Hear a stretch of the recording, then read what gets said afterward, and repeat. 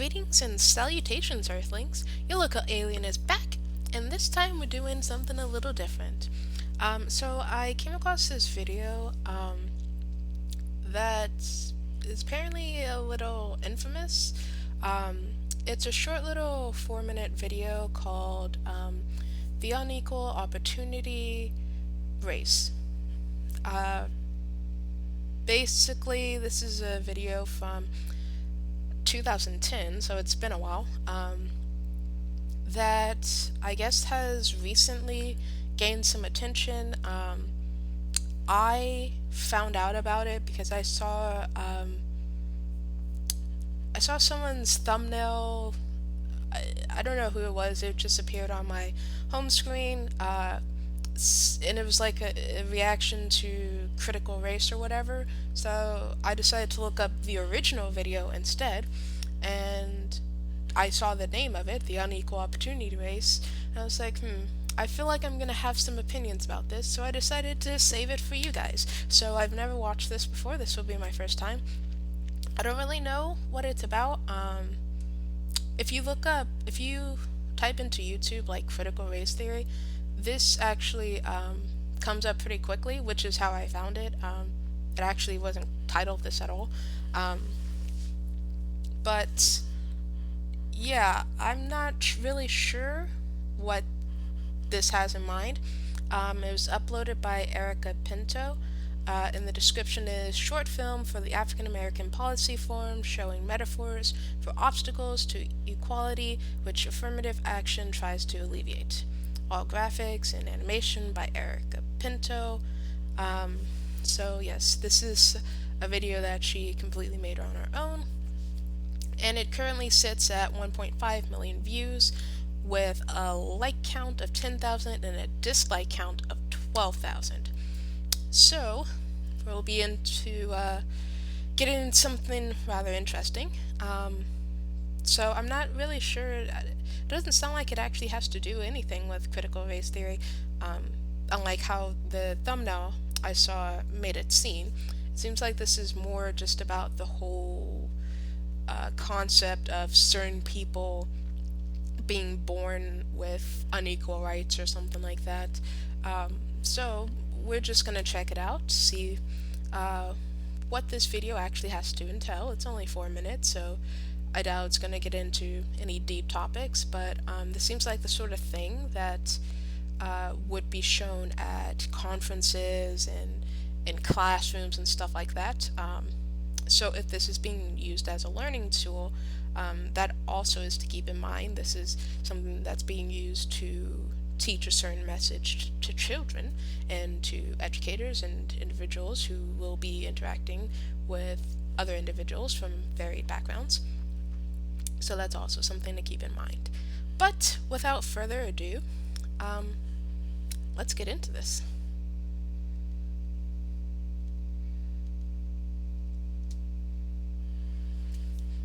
Okay.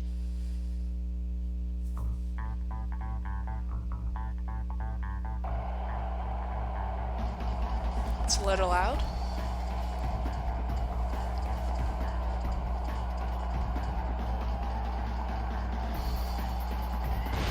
Okay, so I guess this is just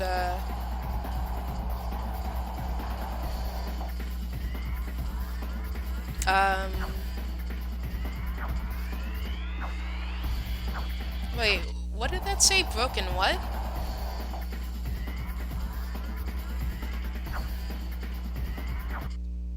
Broken treaties? Let's see. Exclusion is tournaments.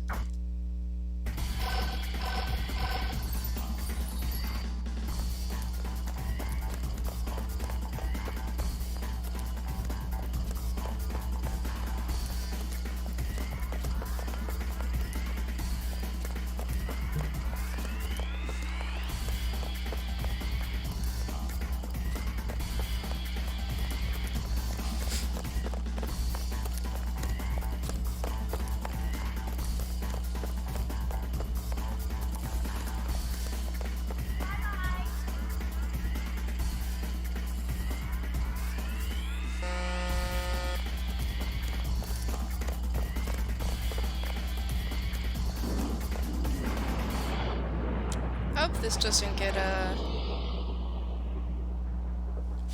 flagged for the music.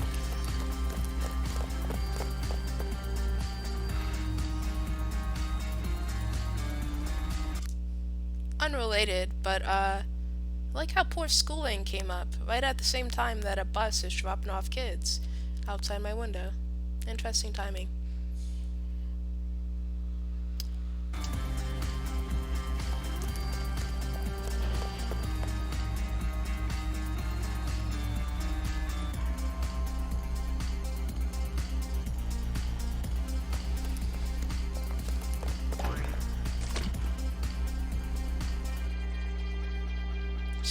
Wait, hold on. Standardized tests? I'm gonna go through most of the entire video and then give my thoughts afterwards, but this one, that's very weird.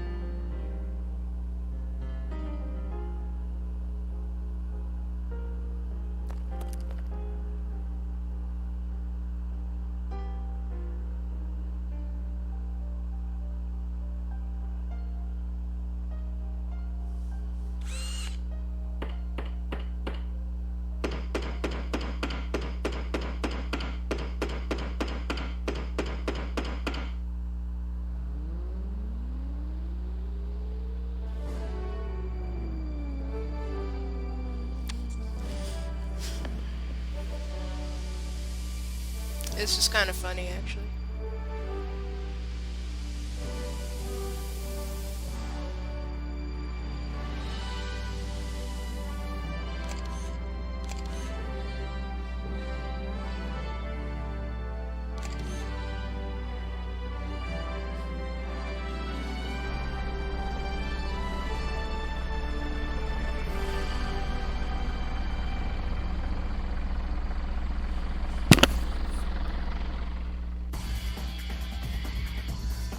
Helps level the playing field, apparently.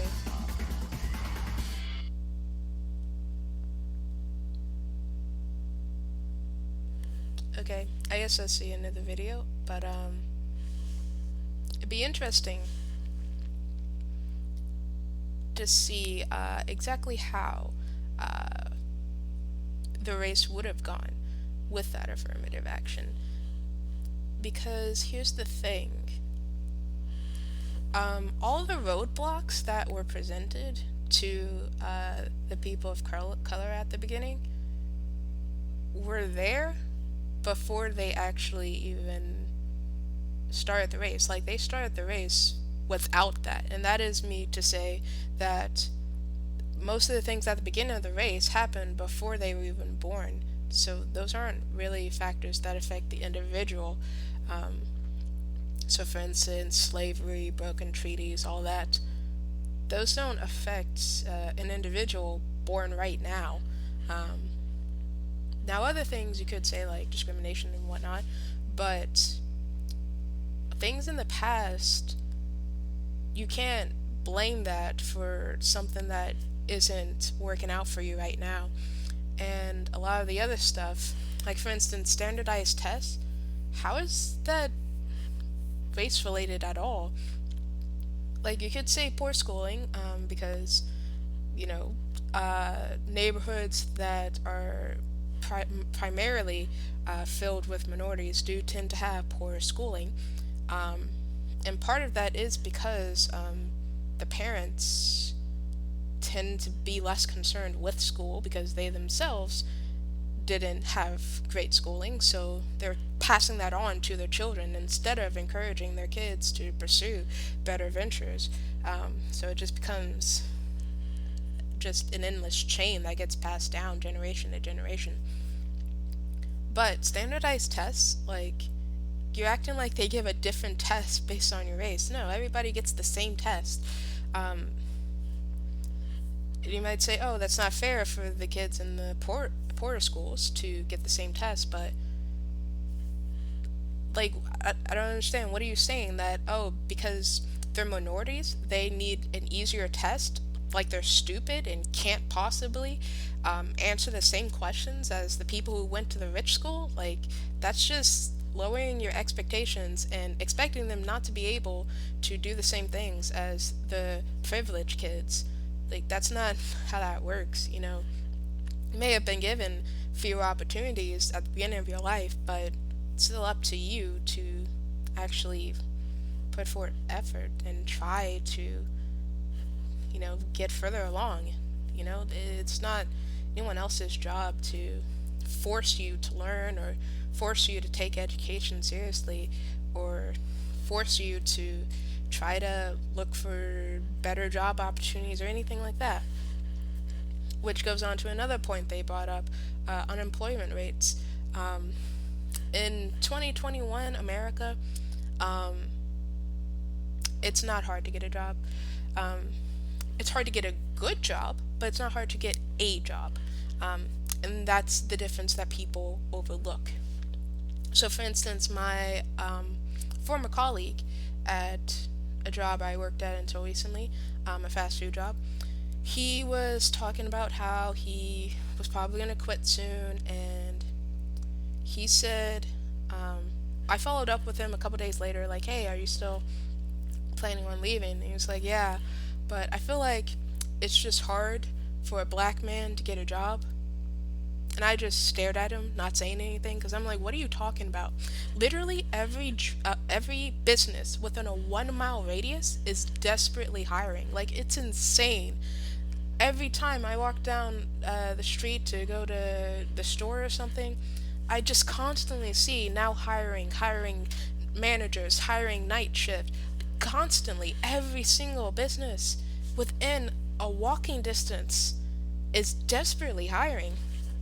But yeah, go on and tell me about how hard it is to get it. And then he told me that he did apply somewhere, uh, but then he just never followed up because he just wasn't interested. So he just did not follow up. I'm like, so you had a job that did want to hire you, but then you figured, nah, I don't want to do that. Then I offered him a job because I was working somewhere else, and I was like, hey, she'll hire you on the spot. Like, you don't even have to give an interview or anything like that. And I even went out of my way to get him an application that was just like basic contact information. Even gave him the phone number of the hiring manager. She was super excited. I was like, dude, you don't even have to. If you're not ready to leave here yet, you don't have to. You can literally work like 2 hours a week if you want to. She doesn't care. You can work as much or as little as you want. And I did all of that, and he never contacted her.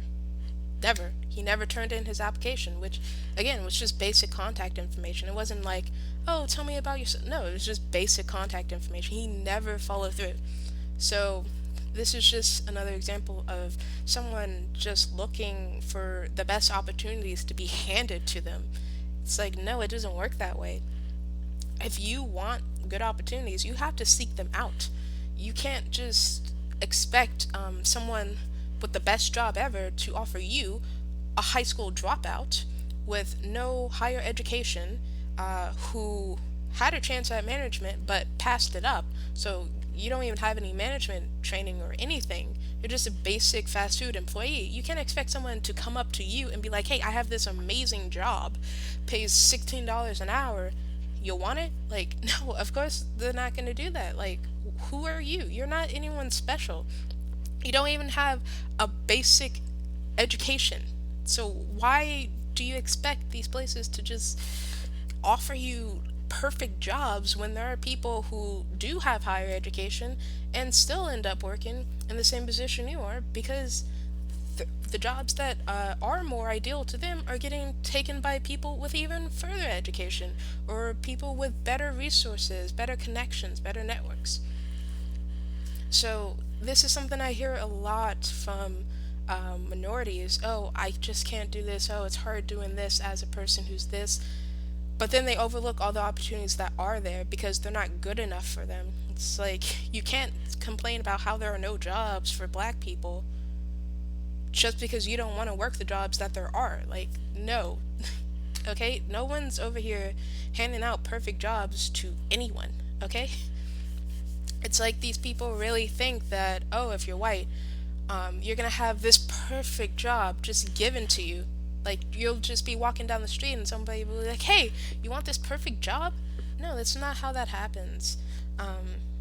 And if you're someone who didn't even finish high school and you're trying to apply for a job as, say, an accountant or something like that, of course you're not going to get it. And it's not going to be because of your race or your gender. It's going to be because you don't have the qualifications.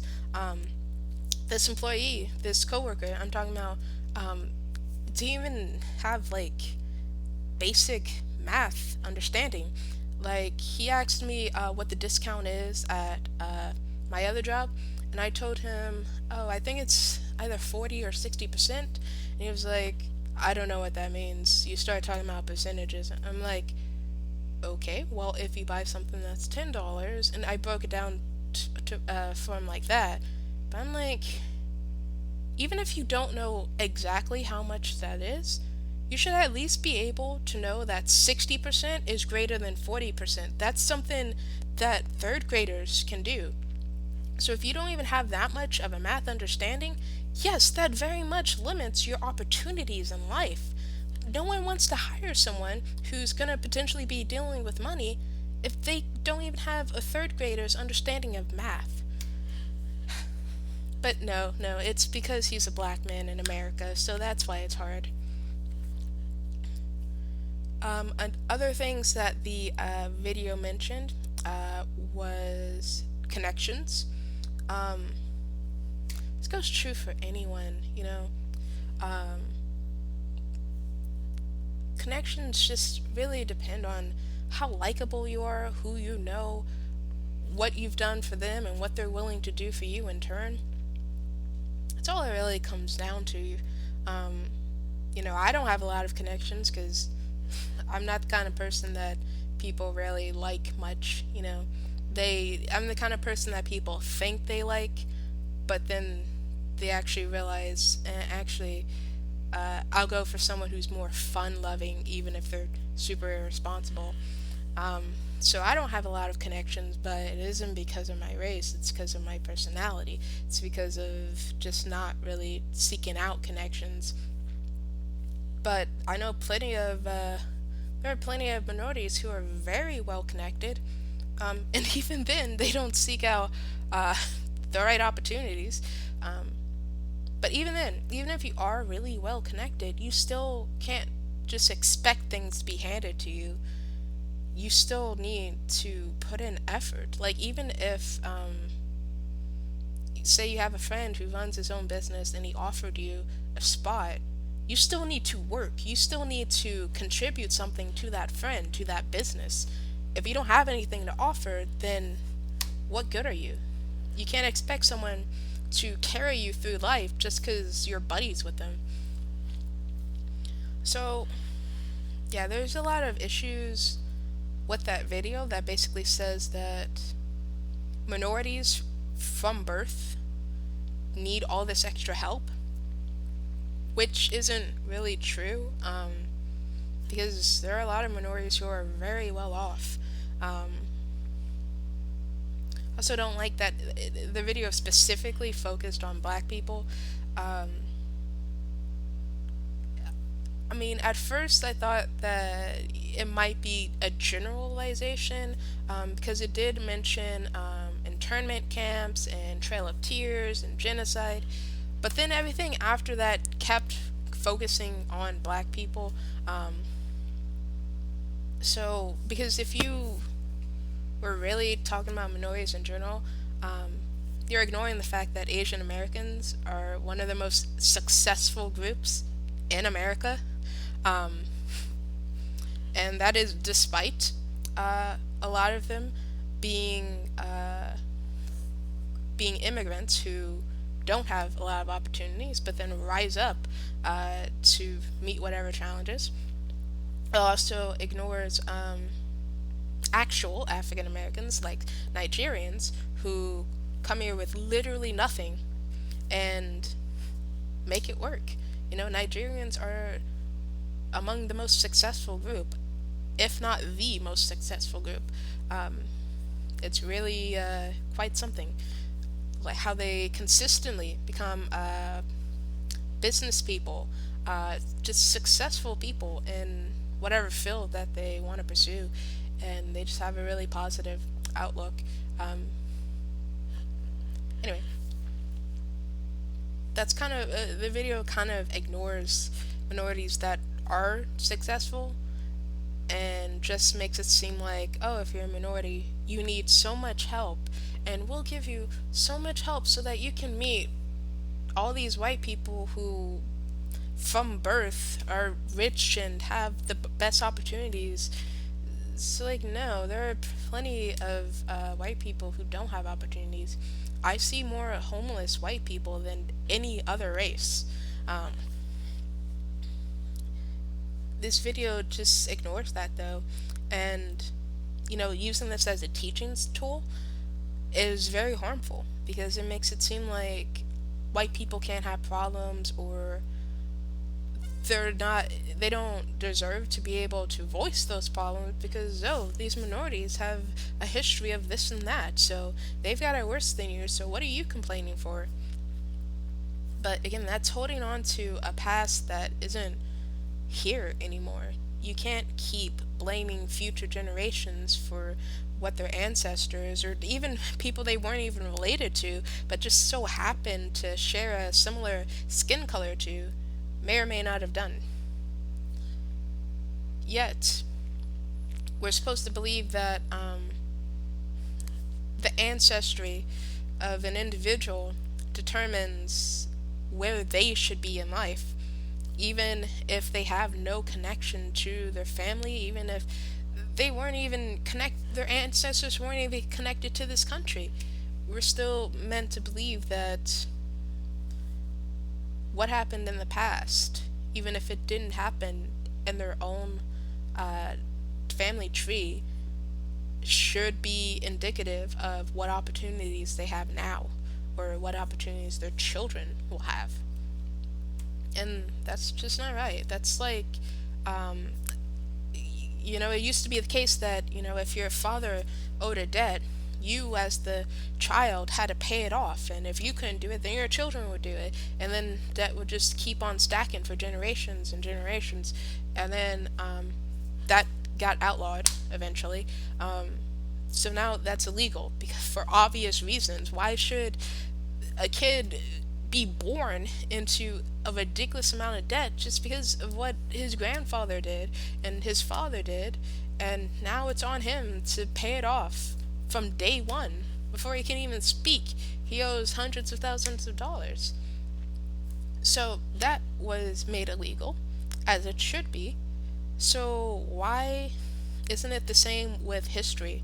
Why do we get to stack on history onto these newborn babies who should be born with a clean slate, but instead, from day one, they're given the expectations that were passed down from their ancestors who they never even knew, and that's how they're defined from minute one.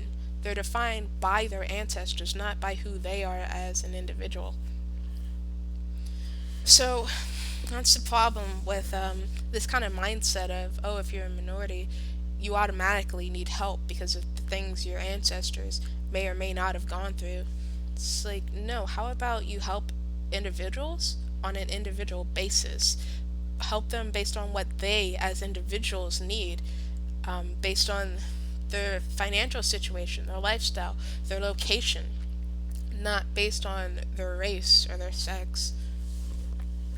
But that's just my opinion, I suppose.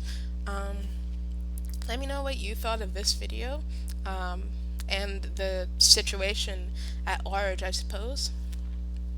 Unfortunately, this sort of thinking is really taking root and starting to be taught in schools from a very young age, which leads to, children from a very young age thinking that anyone who isn't white is a victim who needs so much help and can't do anything on their own, and automatically have these lower expectations, like they'll never be good enough to meet or even surpass their white counterparts without the help of said white counterparts.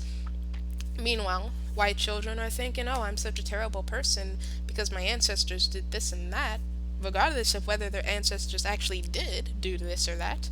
Um, Leaving these children hating themselves from a young age for things that they never even had a part in. But that's the world we live in today. Who knows where it'll go from here, but at the very least, that's my reaction to this video.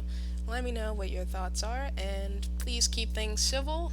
There's no need to cause any strife in the comments. Let's just have a civil little discussion and keep things in peace for as long as possible.